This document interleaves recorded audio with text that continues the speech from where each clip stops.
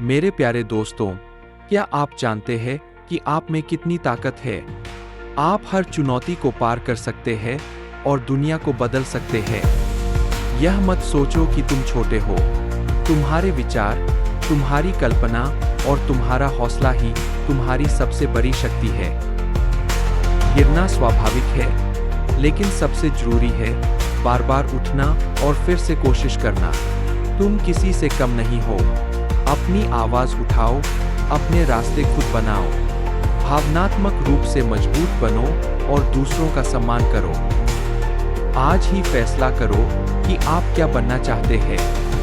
हर दिन कुछ नया सीखो, मेहनत करो, हार मत मानो और हमेशा अपने आप पर विश्वास रखो। हमें अपना कीमती समय देने के लिए आपका बहुत बहुत शुक्रिया। अगर आप ऐसे ही रोजाना डेली मोटिवेशनल वीडियो देखना चाहते हैं तो वीडियो को लाइक करें, शेयर करें और चैनल को सब्सक्राइब करना न भूलें।